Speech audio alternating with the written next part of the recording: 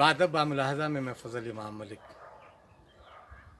हम गुजरात मॉडल की चर्चा बहुत सुनते आए हैं, सालों से सुनते आ रहे हैं। अभी जब 2-3 महीने पहले फरवरी में अमेरिकी राष्ट्रपति डोनाल्ड ट्रंप आए और नमस्ते ट्रंप का भव्य आयोजन अहमदाबाद के मोटेरा स्टेडियम में हुआ, तो लगता है कि दुनिया एक अलग तरह की वहाँ अहमदाबाद में बन गई। लेकिन वही अहमदाबाद इस कोरोना काल में, या वही गुजरात जिस गुजरात मॉडल की चर्चा करते हुए भारतीय जनता पार्टी घाती नहीं है, और आज के प्रधानमंत्री नरेंद्र मोदी भी उस गुजरात मॉडल को लेकर जिस तरह से ढिंढोरा पीटते रहे, वो गुजरात मॉडल आज सवालों में है। जिस तरह सड़कों पे वहाँ संग्राम हो रहा है, सूरत से लेकर अहमदाबाद और राजकोट में मज़दूरों, प्रवासी पर प्रांतीय मज़दूरों या प्रवासी मज़दूरों का जिस तरह से संग्राम हो रहा है, वो उस गुजरात मॉडल पर भी सवाल है, और गुजरात की उस सरकार पर भी जो प्रवासी मज़दूरों की पीड़ा को समझने में नाकाम हुई है। मुख्यमंत्री विजय रूपानी पूरी तरह से मज़दूरों की परेशानी को हल करने में नाकाम रहे। नमस्ते ट्रंप से कोरोना फैला या नहीं फैला, ये तो एक अलग विषय है, लेकिन सरकार जिस तरह से वहाँ काम कर रही है उस पर सवाल उठने लाजिम है। राजकोट में भी कल संग्राम हुआ, आज अहमदाबाद में हुआ, सूरत में तो लगातार सड़कों पर प्रवासी मज़दूर निकल रहे हैं और अपने अपने घरों को भेजने की मांग को लेकर पुलिस से टकरा भी रहे हैं। और चूँकि इतने बेचैन हो उठे हैं कि राजकोट में तो पत्रकारों को भी उन्होंने नहीं बख्शा, पीट डाला। हालांकि पत्रकारों को पीटे जाने की निंदा की जानी चाहिए, लेकिन इस देश में आज पत्रकारिता जिस तरह से एक पक्षीय होती जा रही है, वहाँ गरीबों मज़दूरों की सुनने वाला कौन है? इसलिए अगर मज़दूरों गरीबों का गुस्सा पत्रकारों को निकलता है तो कई बार लगता है कि शायद उनकी पीड़ा को हुक्मरानों के कानों तक पहुंचा पाने में वो नाकाम रहे हैं। इसलिए पत्रकार आज निशाने पर हैं। वो पत्रकार नहीं जो सरकार से सवाल नहीं करके सरकार का एजेंडा चला रहे हैं, वो पत्रकार परेशान हैं जो सरकार से सवाल पूछ रहे हैं। इस पे फिर कभी तो अहमदाबाद, सूरत हो या राजकोट, हर जगह मज़दूर सड़कों पे निकला, पुलिस से भिड़ा हुआ है क्योंकि उसे खाने को नहीं मिल रहा है। कहने को तो विजय रूपानी सरकार अन्नपूर्णा योजना या अंत्योदय योजना जैसी योजनाओं का ढिंढोरा पीट रही है, लेकिन मज़दूरों को खाना नहीं मिल रहा है। इसलिए नहीं मिल रहा है कि उनके पास उनका शनाख्त या आईडी बहुतों के पास नहीं है, या जिनके पास है अब बिहार, उत्तर प्रदेश, झारखंड, उड़ीसा के रहने वाले मज़दूरों के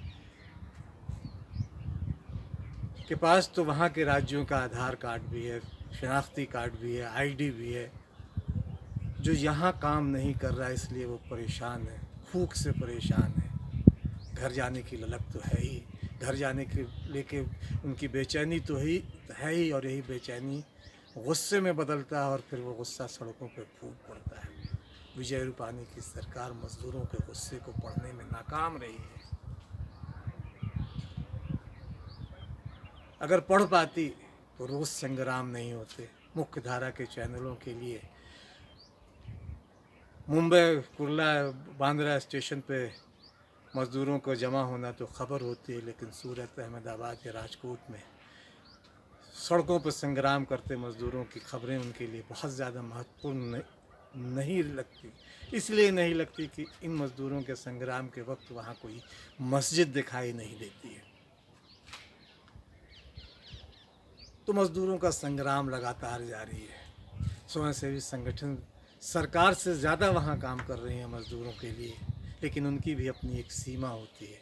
दरअसल कहा यह जा रहा है कि विजय रूपानी की पकड़ वहाँ की ब्यूरोक्रेसी, अफसरशाही या नौकरशाही पर नहीं के बराबर है, और ऐसी बातें लोग कहते हैं। वहाँ गुजरात के कई पत्रकार मित्रों से बात हुई, उन्होंने कहा कि विजय रूपानी एक तरह से बहुत नाअहल हैं, वो बहुत मुख्यमंत्री के तौर पे नाकाम है वो। अगर ये दूसरे कांग्रेस की सरकार होती या कांग्रेस के मुख्यमंत्री होते विजय रूपानी, तो अब तक भारतीय जनता पार्टी उनके खिलाफ एक बड़ा आंदोलन छेड़कर उन्हें सत्ता से बेदखल कर दी होती। लेकिन चूँकि विजय रूपानी भारतीय जनता पार्टी के की पसंद है, भारतीय जनता पार्टी की सरकार है, वहाँ उसकी मुख्यमंत्री है, इसलिए फ़िलहाल वो बचे हुए हैं। और लेकिन ब्यूरोक्रेसी और नौकरशाही पे उनकी पकड़ नहीं है। पत्रकारों का कहना, वहाँ के पत्रकार मित्रों का, कि इसकी बड़ी वजह ये है कि केंद्रीय गृह मंत्री अमित शाह का दखल वहाँ की नौकरशाही पर बेहतर है। उनकी पकड़ इतनी मजबूत है कि कोई विजय रूपानी की गंभीरता से लेता नहीं है। हालांकि बीच में ये खबर ये भी चली थी कि उन्हें बदला जाएगा, उनकी जगह किसी दूसरे को मुख्यमंत्री बनाया जाएगा। ये भी विडम्बना है कि एक वेब पोर्टल ने जब इस खबर को छापा कि हो सकता है कि विजय रूपानी को हटाया जाए, उनकी जगह मांडविया जी को मुख्यमंत्री बनाया जाए, तो उस पत्रकार के खिलाफ गुजरात की पुलिस ने देशद्रोह का मुकदमा कर उसे पत्रकार को जेल में डाल दिया। यानी इस तरह की खबरों पर भी अब एक देशद्रोह का मुकदमा होता। पत्रकारिता कितनी बदली है इसे समझा जा सकता है। लेकिन वहाँ के पत्रकार मित्रों का जो कहना है, उनका कहना है कि ये गुजरात में सरकार कोरोना संकट से निपटने में पूरी तरह नाकाम है और इसकी बड़ी वजह वहाँ की ब्यूरोक्रेसी है। ब्यूरोक्रेसी और विजय रूपानी में कहीं तालमेल नहीं है और यही वजह है कि लगातार वहाँ कोरोना का संक्रमण बढ़ रहा है। तमिलनाडु और गुजरात में लगातार हो रहे कि दूसरे नंबर पे कौन रहे और तीसरे नंबर पे कौन रहे। महाराष्ट्र के बाद कभी गुजरात दूसरे नंबर पे आ जाता है, कभी तमिलनाडु। तो लगातार वहाँ कोरोना का संकट बढ़ रहा है और इस कोरोना के संकट के दौर में भी मज़दूरों का संग्राम जिस तरह से जारी है, वो सचमुच सोचने वाली बात है। व्यवस्था पे सवाल करते हैं और उस पूरी की पूरी सरकार को कटघरे में खड़ा करती है, जो गुजरात मॉडल की बात आज भी करते हुए अघाते नहीं हैं, अपनी पीठ थपथपाते नहीं हैं। अभी और भी, और सिर्फ मज़दूरों की बात ही नहीं, वहाँ पीपीई किट को लेकर सरदार वल्लभ भाई अस्पताल है, वहाँ के नर्सों और डॉक्टरों ने, जिन्हें हम कोरोना वॉरियर्स कहते हैं, जिन पे प्रधानमंत्री नरेंद्र मोदी ने फूल बरसाए, बैंड बाजे बजवाए जिनके लिए, वही नर्स और उनकी तस्वीरें देखी धरने पर बैठे हुए, वो सोशल डिस्टेंसिंग या जिसे शारीरिक दूरी का पूरी तरह पालन करते हुए एक धरना दिया उन्होंने। उनकी मांग थी कि N95 मास्क और पीपीई किट मुहैया कराया जाए। हालांकि जब केंद्र सरकार दावा कर रही है, प्रधानमंत्री नरेंद्र मोदी जी कह रहे हैं, मोदी जी कहते हैं कि 2 लाख पीपीई किट हम तैयार कर रहे हैं, तो आखिर वो जाते कहाँ हैं? जब डॉक्टरों तक को नहीं जा रहा है, स्वास्थ्य कर्मियों को नहीं मिल रहा है, उन कोरोना वॉरियर्स को जिनके लिए फूल बरसाते हैं आप उन्हें पीपीई किट तो दें। फूल से ज़्यादा ज़रूरी उन्हें पीपीई किट है, N95 मास्क है, लेकिन आप वो मुहैया कराने में नाकाम हो रहे हैं। उसी अहमदाबाद शहर की बात करें, गजब घटना आई। गणपत मकवाना नाम के एक बुज़ुर्ग व्यक्ति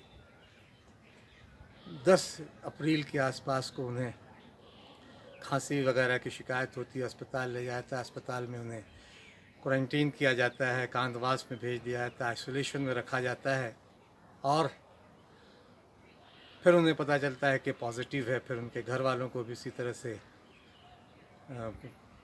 आइसोलेट कर दिया जाता है। लेकिन देखिए सरकार कितने चुस्त दुरुस्त है। जिस गुजरात मॉडल की चर्चा करते हैं, थकते नहीं कि कहें कि अस्पताल में दाखिल किया गया गणपत मकवाना को। उन गणपत मकवाना की लाश सड़क पर एक बस स्टॉप के पास मिलती है।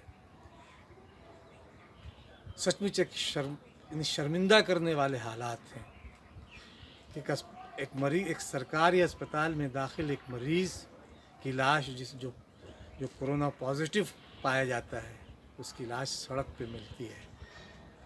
इससे ज़्यादा शर्मिंदगी और क्या हो सकती है।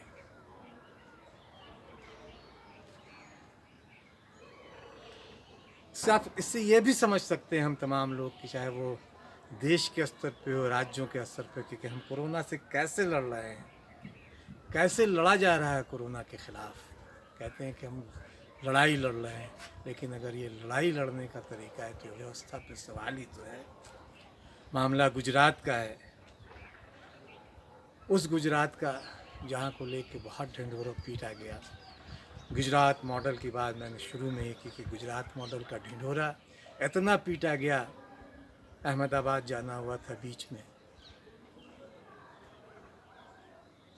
एक मैच के सिलसिले में हम लोगों का स्पोर्ट्स जर्नलिस्ट एसोसिएशन का एक मैच हर साल होता है, उसी में अहमदाबाद जाना हुआ था 4-5-6 साल के पहले।